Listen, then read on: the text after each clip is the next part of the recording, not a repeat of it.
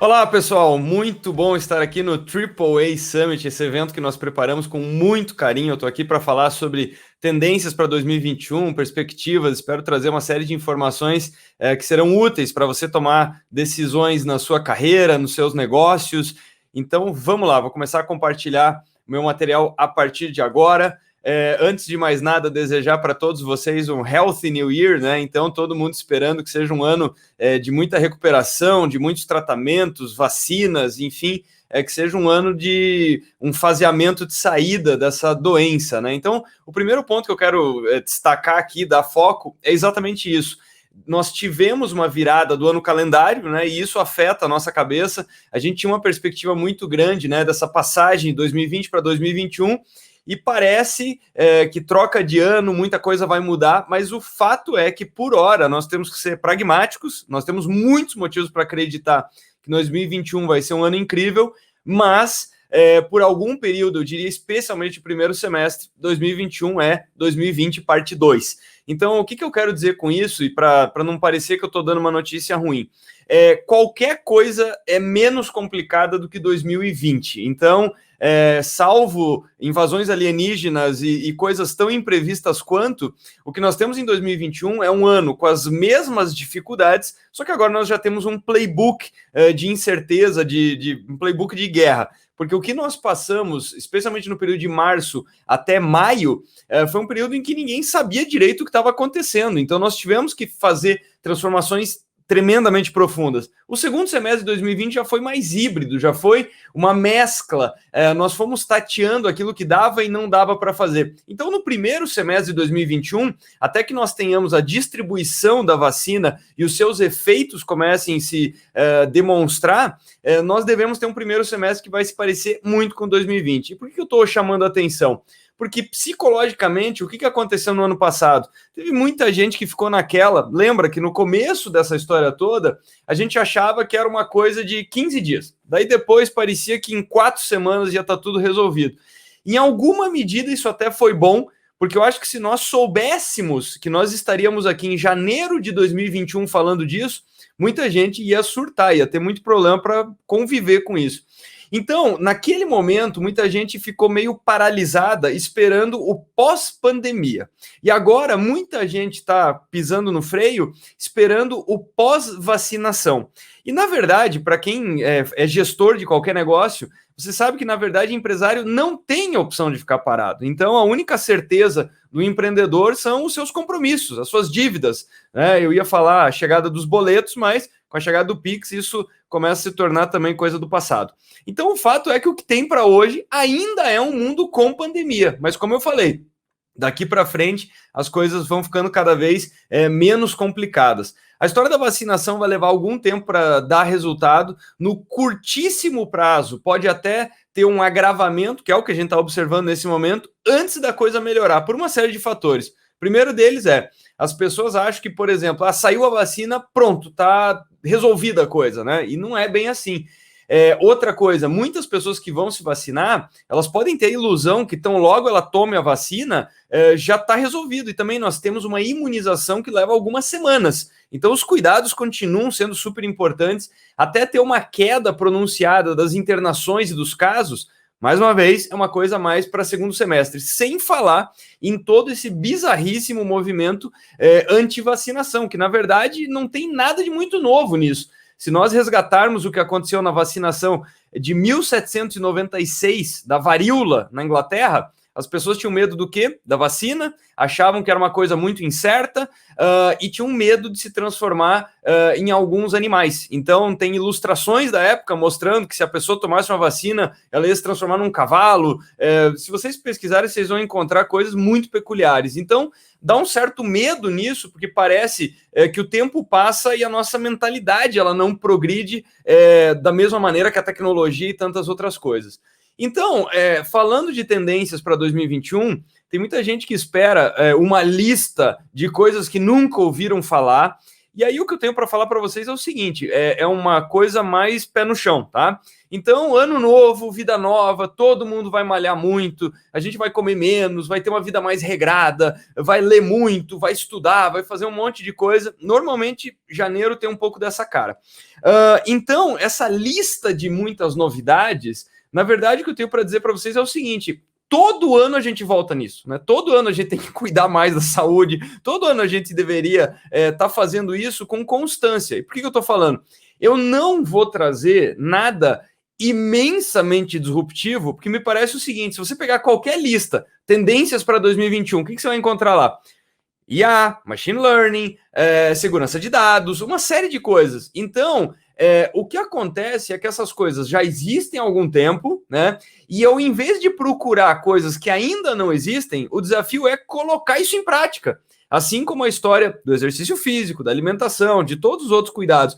O maior desafio é fazer algo a respeito. Então, por vezes, nós procuramos essas listas do tipo, mas qual a tecnologia que ninguém está usando?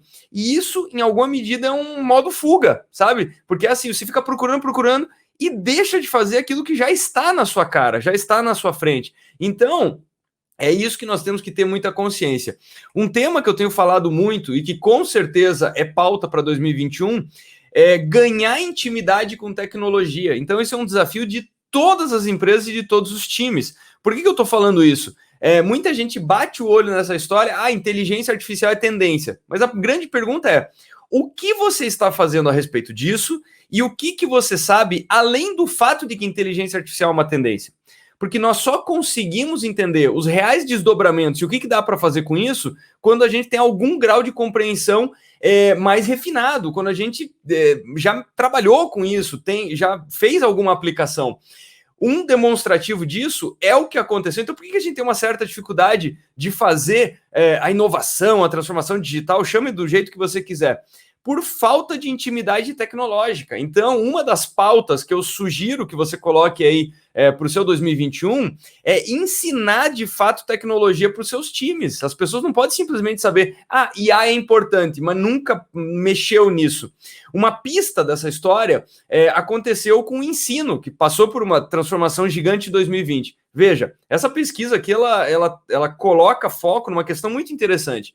Logo no começo da pandemia, os professores foram entrevistados com a seguinte pergunta: você acha que ensinar crianças à distância é factível? Você acha que dá para fazer?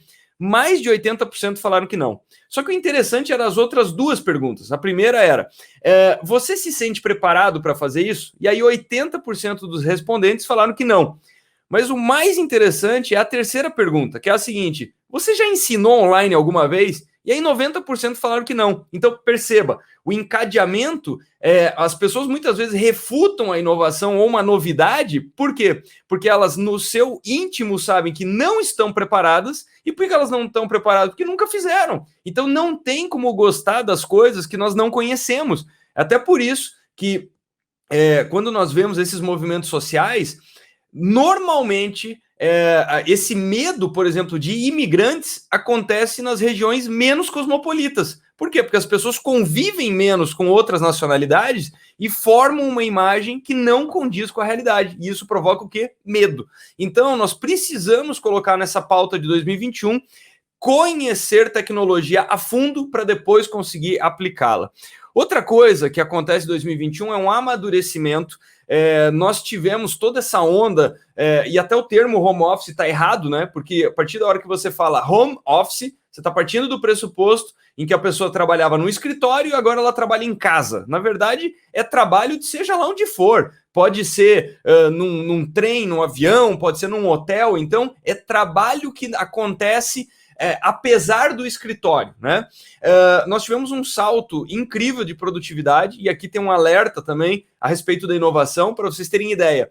Se você pegar o segundo quarter e o terceiro quarter nos Estados Unidos, nós tivemos o maior aumento de produtividade desde 1965. Por quê? Porque nós estamos nos deslocando menos, perdendo menos tempo no trânsito e por aí vai. Então, a produtividade é muito interessante, de outro lado, ela é muito perigosa. Porque produtividade, em última instância, é fazer cada vez mais e errar menos. e isso, muitas vezes, é exatamente o antagonismo de inovação. Então, se você está saindo de uma reunião no Zoom e conectando na próxima, e está correndo o dia inteiro e está se sentindo até cansado com isso, sobra menos tempo para refletir. Então, parece paradoxal, mas muitas vezes quando você está dirigindo o carro, você está refletindo sobre problemas de forma produtiva, você está produzindo ideias, né? E é isso que nós perdemos um pouco. Por isso que agora algumas empresas começam a se dar conta que, na verdade, isso gera também um certo cansaço, e agora esse processo de amadurecimento ruma em direção ao mundo híbrido, né? Que me parece que é o lógico. Então, mais uma vez, nós não podemos analisar os problemas de forma binária. Não é ou escritório ou home office. É o melhor dos dois mundos que nós teremos para absolutamente tudo. A sabedoria consiste em saber selecionar a tarefa certa, o ambiente certo e o método certo. Então, por exemplo, se uma pessoa vai construir um projeto, não faz o menor sentido pedir para ela se deslocar, perder muito tempo para usar um computador na empresa em que ela poderia usar em qualquer canto. Agora, de outro lado, as interações humanas, os debates, as conversas, achar que elas têm o mesmo grau de qualidade pela internet é muita ingenuidade. O que isso provoca na prática? Um crescimento das empresas, dos negócios que estão olhando essa vida mais caseira das pessoas, porque afinal de contas as casas se transformaram em escritórios, escolas, shoppings, todo espaço, academias.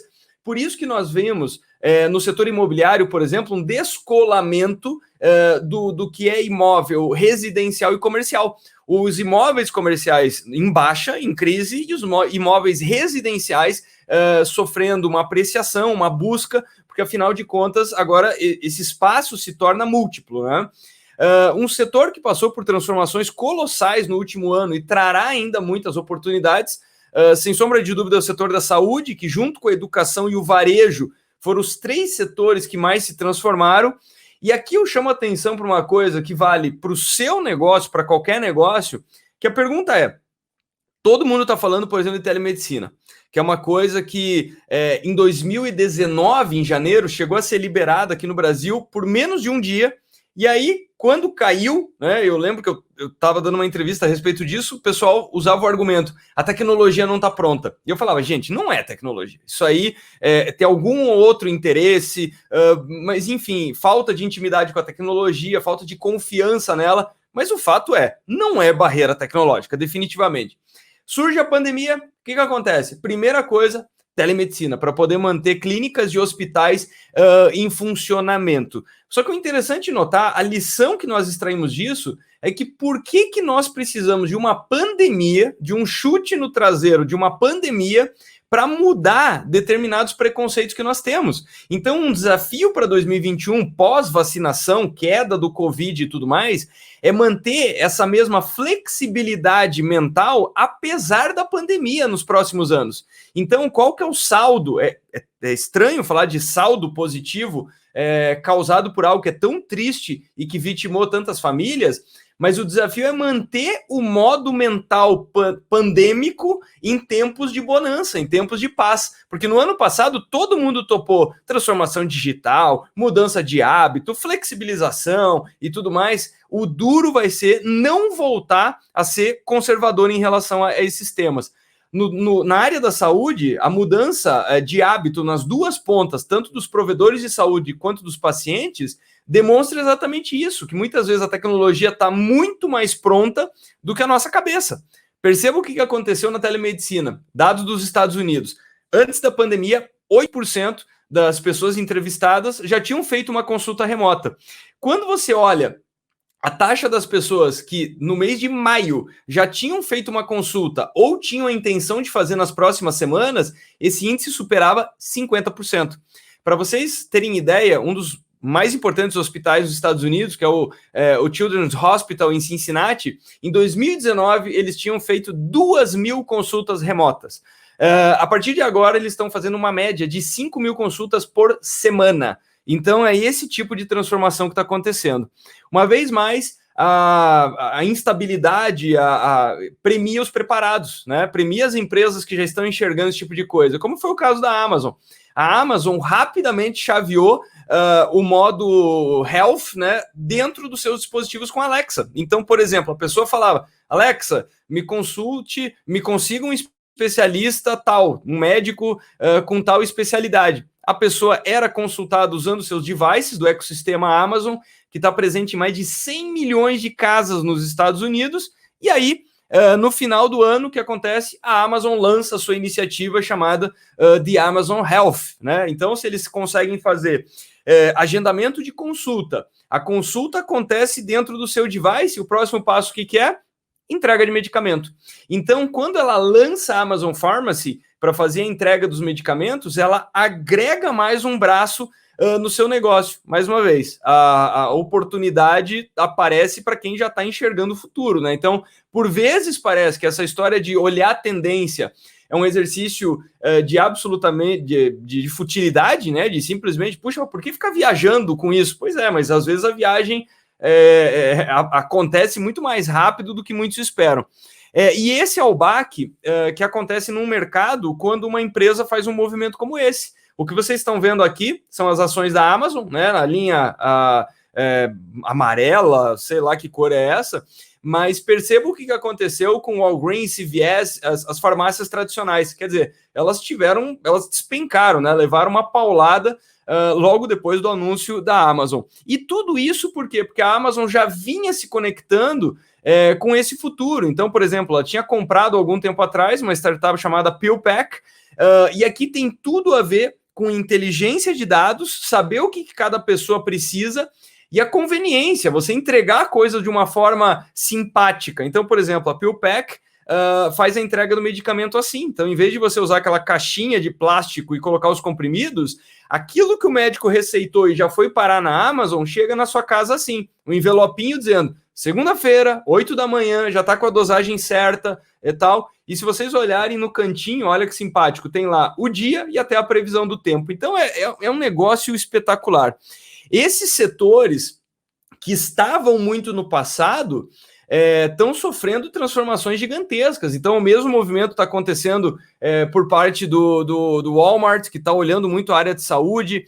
Apple, então a gente não precisa nem falar nada, né? Tem uma entrevista muito interessante do Tim Cook, do CEO, falando que nas primeiras décadas a Apple foi conhecida como uma empresa de tecnologia, devices eletrônicos, mas que ele imagina que daqui a 25 anos a empresa será conhecida como uma empresa de saúde. Então todo mundo está olhando esse mundo da coleta de dados o mais próximo possível do consumidor, para poder entendê-lo. Até por isso que nós estamos vendo esses movimentos aqui no Brasil de cashback, né? A lógica é exatamente a mesma. Então perceba o que está acontecendo no cashback. O consumidor está adorando, está usando cada vez mais os aplicativos de cashback, por exemplo, para abastecer. É isso que está direcionando ele para o posto A ou B. Só que o que o posto não está entendendo é que ele está deixando de ser um posto de gasolina. O que está acontecendo é que o aplicativo está levando a pessoa lá. E o aplicativo pode levar ela lá hoje e amanhã pode levar para outro canto. Então, mais uma vez, quem tem esse último laço de relacionamento com o consumidor, quem está perto dele, está coletando dados, é essa empresa que ganha o jogo. Além da saúde, nós vamos ter em 2021 uma transformação monumental. Nós teremos a chegada do Open Banking, né, que já está funcionando há algum tempo na Inglaterra. Olhar o que está acontecendo lá é uma coisa fantástica, porque as oportunidades são gigantescas. Então, por exemplo, a grande parte dos ingleses, por exemplo, tem uma cesta de produtos que é inadequada. E por que isso é muito importante? Com o Open Banking, o usuário vai pilotar a sua experiência financeira, ele vai poder migrar com muita facilidade, que é o que aconteceu na telefonia. A grande revolução da telefonia se deu depois da portabilidade. A partir da hora em que você não perdia o seu número de telefone ao trocar da operadora A para B. É isso que está acontecendo no mundo das finanças. Então, você não terá, você não vai estar com o seu silo de dados dentro de uma instituição e vai ser difícil ir para outra. Não, com um clique você vai compartilhar dados. Muitas empresas vão poder analisar de uma forma muito mais global os seus scores de crédito e vão poder te oferecer cestas de produto, investimentos mais interessantes. Então, isso nós teremos o surgimento da próxima geração de fintechs que serão unicórnios. Então, assim como a mudança na regulamentação dos emissores de cartão de crédito resultou no surgimento de empresas como o Nubank, o Open Banking vai causar uma erosão de 3 mundos, que é o mundo das finanças, o mundo da contabilidade dos tributos e o mundo da gestão, dos ERPs. Então, nós teremos tudo isso conversando através de APIs. Vai ser um mundo da gestão empresarial e especialmente do fluxo de capital, que vai ser uma coisa sem precedentes. E o mais interessante, Open Banking vai impactar inúmeras indústrias e muita gente está achando que isso é só papo de banco e de fintech. Então fique atento, é muito necessário entender esses desdobramentos do Open Banking. Tema que vai se agravar em 2021, sem sombra de dúvida, é essa neurose das redes sociais. 2020 fez muito sucesso aquele documentário da Netflix, O Dilema das Redes. De forma muito tardia, as pessoas estão acordando para isso, elas estão se dando conta, elas assistem aquilo e ficam chocadas. E eu até acho que aquele documentário é uma versão bastante simpática, né, do que nós estamos vivendo. Eu tenho falado isso há algum tempo, nós estamos chegando no fim da era da inocência com a tecnologia. Então, agora começa um debate muito importante a respeito das Big Techs, né? Então, recentemente, aliás, 2021 já começou bastante acelerado, né, com toda essa questão do Trump, do Capitólio, das Big Techs barrando. Então, quer dizer, Parler foi derrubado dos servidores da AWS da Amazon, saiu da loja, tanto o iOS da Apple, quanto da Play do Google. Nós tivemos Twitter fazendo banimento do Trump, nós vimos YouTube tirando os seus vídeos, Facebook derrubando o seu perfil.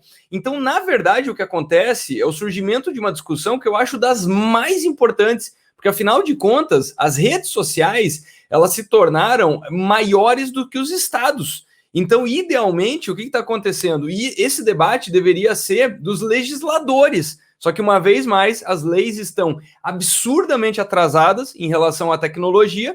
E aí o que acontece é que o público começa a entender esses efeitos e as empresas têm que se posicionar. Então, o que está acontecendo é uma subjetividade sem precedentes, porque a partir da hora que o Twitter derruba Trump, mas não derruba um ditador, a coisa fica muito estranha, fica muito esquisito. Então parece uma coisa de tomar uma decisão na emergência. Então esse debate vai ficar muito acalorado em 2021. Além das discussões de monopólio. Sim, porque a última grande rodada que nós tivemos a respeito disso, lembre-se, foi do Windows na década de 90 e depois o caso do Internet Explorer, né, que você simplesmente não conseguia desinstalar, não conseguia se livrar daquilo, e gerou uma série de problemas para a Microsoft. Então, o mesmo está acontecendo com essas empresas que são onipresentes, caso de Google, caso de Facebook e por aí vai. Então, quando eu falo essas empresas se tornam maiores que os estados,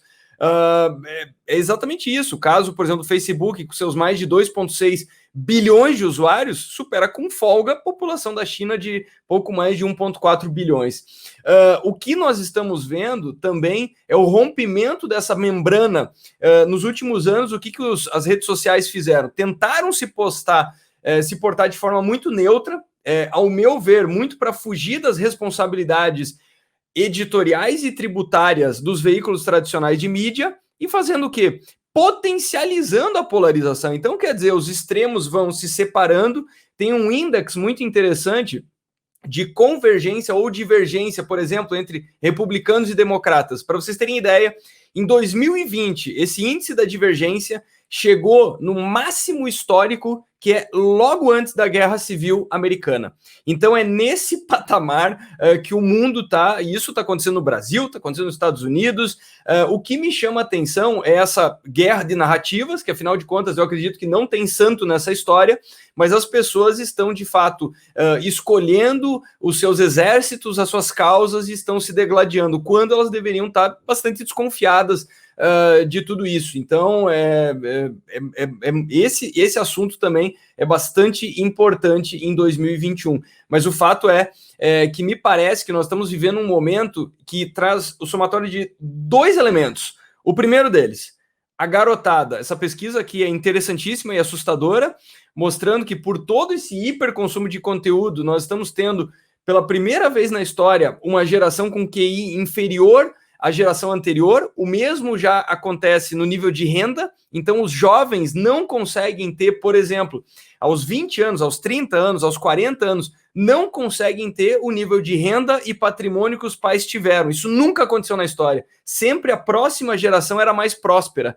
Então a humanidade está andando de ré em alguns aspectos. E é isso que está acontecendo, por exemplo, com o QI. Então é uma criançada que está jogando o dia inteiro, que está completamente distraída, que está muito conectada, mas desconectada de outros aspectos, somando isso ao fato de que parece que essas coisas existem desde sempre, mas a tecnologia é muito recente. A internet ela chega nas nossas casas no Brasil em 96, e em termos históricos, 25 anos não é nada. Então, de um lado, nós temos essa geração, e do outro, várias gerações em que a tecnologia chegou na sua vida em algum ponto e elas têm menos discernimento, aquela história da intimidade com a tecnologia. É por isso que fake news, manipulações de imagens, as alterações, elas circulam com muita facilidade. Porque para essas pessoas é difícil perceber que, por exemplo, uma imagem foi manipulada. E a partir daí elas formam as suas opiniões, as suas visões de mundo em ambos os extremos. Então o que eu estou falando aqui é muito amplo, não é de esquerda ou de direita. O fato é que a população como um todo está caindo nessa coisa toda, está tendo pouco discernimento para avaliar o que é ficção e realidade. Do lado do consumo, eu prometo que isso aqui não é um meme. Com a Rainha da Inglaterra, tem muito meme com ela, né? Mas eu continuo batendo nessa tecla de que esse é o consumidor, e em 2021, especialmente com o que nós tivemos em 2020, mais de 7 milhões de novos consumidores online no Brasil. Black Friday, no dia 27 de novembro, teve um crescimento de 31% no e-commerce no Brasil. Esse é um consumidor cada vez mais, em relação a serviços e produtos, muito informado, muito exigente e que agora se acostuma com essas facilidades. Então, como eu falo, que o desafio das empresas tradicionais é conseguir ter o mesmo grau de simpatia e agilidade de Netflix e Disney Plus, né? Então você consegue assinar, por exemplo, o Disney Plus em instantes, e grande parte das empresas não tem essa mesma agilidade. Então, criar essa jornada de consumo que seja expressa, que seja fácil, é também absolutamente mandatório em 2021. Além disso, eu queria destacar que as empresas vencedoras são justamente aquelas capazes de entregar conteúdo de qualidade. Então, o relacionamento comercial não começa na abordagem comercial, não começa no site, no e-commerce, começa na educação. É por isso que nós estamos vendo, mais uma vez, fazendo um sobrevoo aqui no mundo das finanças. Por que, por exemplo, o Nubank compra Easy Invest? Porque Easy Invest leva conhecimento a respeito de investimento, de dinheiro, e isso faz com que as pessoas, por exemplo, utilizem cartão de crédito. É por isso que nós vemos BTG Pactual comprando Exame, e nós vimos lá atrás XP Investimento comprando Infomoney. Então, esse é um movimento que se agrava em todos os mercados. Educação precede decisão de consumo, ou seja, quem ensinar o consumidor será lembrado na hora de fazer a compra. Além disso, o que eu queria destacar, caminhando aqui para a minha reta final, é que nós não temos só o desafio de atender os millennials. Então, aquilo que eu falei em relação a uma geração que é hiperconectada, no outro espectro nós temos uma geração que não é tão conectada assim, mas o mundo é muito mais paradoxal do que parece. Então, de um lado, nós não podemos classificar, por exemplo, as pessoas com mais idade que elas usam menos tecnologia. O fato é que elas são mais analógicas, mas a contradição que é interessantíssima, que é a história da economia prateada, esse daqui foi um cruzamento de dados que eu fiz para mostrar o seguinte: o mundo não é feito só de millennials, então todo mundo está achando que o caminho é só através de apps, de tecnologia, fim da loja física, essa coisa toda.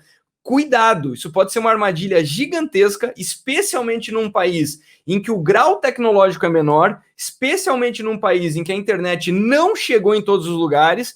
Em agosto de 2019, saiu uma pesquisa mostrando que mais de 48 milhões de brasileiros nunca usaram a internet. Então, muitos deles afirmando, menos de 10% desse percentual são de pessoas falando que não tem como ter internet porque não tem dinheiro. O resto não tem interesse ou não tem na sua cidade. Só que o paradoxo é, por exemplo, mostrando os dados aqui dos Estados Unidos, perceba, millennials, 86% deles têm rede social. Então eu estou usando aqui a rede social como um proxy para uma geração muito digital. Só que, de outro lado, eles têm só 4% da riqueza dos Estados Unidos. Traduzindo, muito tempo online, mas bolso curto. Quando você olha a geração X, 76% de rede social, 26% da economia americana, da riqueza da economia americana. E quando você olha os baby boomers, 59% de rede social, mas 53% da riqueza. Então, tem muito potencial consumidor em mercados que são fundamentalmente mais analógicos. O tema da diversidade e da inclusão eu não preciso nem falar, e diversidade aqui não é só de raça, gênero, seja lá o que for, diversidade de mentalidade, diversidade de idade, porque afinal de contas, o que uma empresa ganha tendo diversidade? Não é simplesmente uma coisa simpática ou uma coisa moralmente desejável. O público é diverso. Então, se você tem uma empresa em que todas as pessoas têm a mesma idade, têm as mesmas crenças, os mesmos pensamentos, você vai criar soluções que tem um grande risco de dar errado. Por quê? Porque todo mundo está enxergando a coisa de uma forma muito estreita. O mundo é diverso. Então, quanto mais você tiver essa representatividade dentro de casa, mais fácil será identificar oportunidade de mercado. Falando em relação ao Brasil, para encerrar aqui, nós temos um momento de muita tensão. De um lado, nós temos Selic a 2%, de outro, nós temos um começo de preocupação com alguns indicadores, e vale lembrar que 2020 a pauta econômica ficou em alguma medida suspensa, porque nós estávamos em regime de exceção. Agora nós voltamos a falar de termos como ajuste fiscal. Então, o que acontece? Isso daqui, eu nunca me esqueço, uma das primeiras aulas que eu tive quando fui fazer o mestrado, que um professor falou, olha, quando você vai traçar a estratégia da sua empresa, tome cuidado. Tenha muita consciência do contexto. Olhe para fora, veja o que está acontecendo no seu país e no mundo. Por quê? Porque se você olhar só os seus concorrentes e o seu mercado, você vai estar jogando só o primeiro tabuleiro de xadrez. E os negócios, eles são jogados em tabuleiros de xadrez que tem 3 dimensões. O primeiro tabuleiro é de empresa competindo com a empresa. A segunda camada do tabuleiro é a intervenção dos governos no mundo das empresas. E o terceiro tabuleiro é a intervenção de um governo no outro, a interação de um governo com o outro. E aqui nós temos muito assunto em 2021 nas 3 dimensões. Então, no primeiro tabuleiro é como será a diplomacia entre os países. O segundo tabuleiro, como serão as mudanças, as reformas, como é que será o ambiente político, como é que será a tensão institucional, como é que nós teremos essa interação entre Câmara, Senado, Executivo, Supremo, como é que vai acontecer isso, como é que vai ser a percepção da população disso tudo? E, por fim, tudo isso acaba afetando o seu mercado. Em função da pandemia, o Brasil bateu aí 90% de endividamento do PIB, que é uma coisa que é muito preocupante.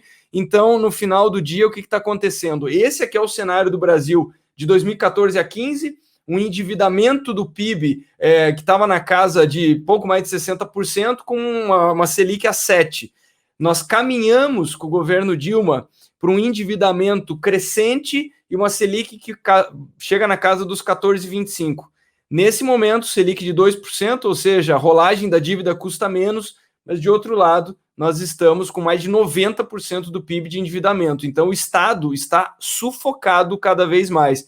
Então, todo mundo vai voltar a se perguntar se vai ter infiltração no teto de gastos. Essa é uma pauta, nós voltamos a falar de austeridade, de avanço da agenda econômica, por isso que vai ter que ter muita colaboração, muito diálogo entre legislativo e executivo, porque afinal de contas é isso que a população precisa, menos brigas pessoais e mais desenvolvimento do país, é isso que a população, é só com isso que nós vamos ter retomada dos empregos, uma retomada robusta da economia. Então, eu tenho muita expectativa que todos os nossos governantes tenham a maturidade para poder compreender isso e avançar esses temas que são tão importantes para o cidadão comum.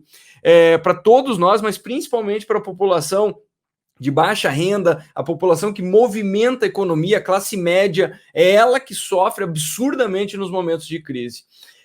Fechando, eu queria dizer que me preocupa esse momento que o Brasil está vivendo, além do que eu falei do home office, do trabalho remoto de toda maneira, que nós acabamos viajando menos, vendo menos o mundo, convivendo menos com as pessoas.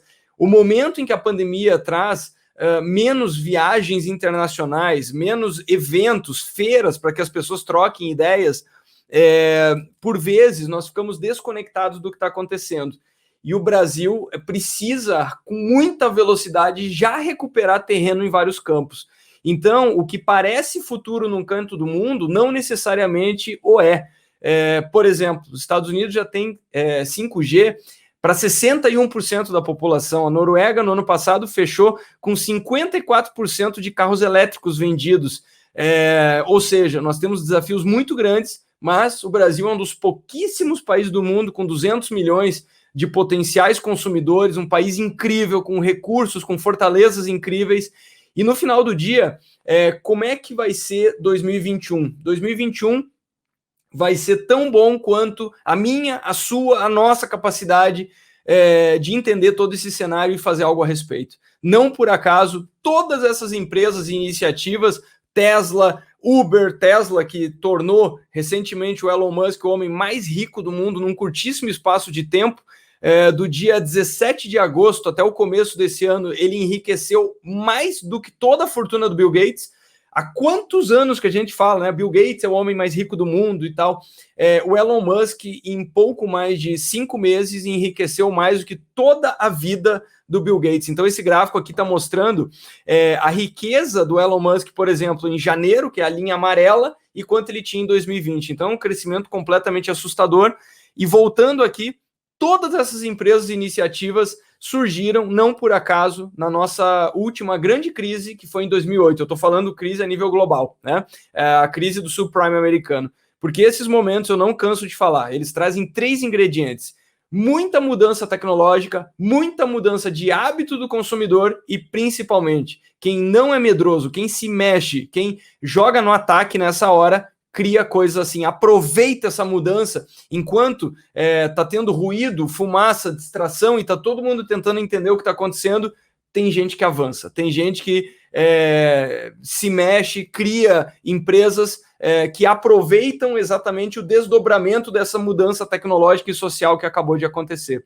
Eu tenho certeza que é isso que vai acontecer com o Open Banking, com a medicina, com a educação, com o varejo, com a indústria, com tudo que eu falei até aqui. Basicamente era isso que eu tinha para falar para vocês. Obrigado por ter se inscrito no AAA Summit. Procure o AAA nas redes sociais, no LinkedIn, no Instagram. Procure o meu perfil também, o Arthur.igreja. E estou muito curioso para receber os seus comentários. Então, se tiver qualquer observação a respeito da minha apresentação, fique à vontade para me mandar um inbox aí no LinkedIn, no Instagram, o que ficar mais conveniente. Era isso que eu tinha para falar. Muito obrigado e um grande 2021 para todos vocês.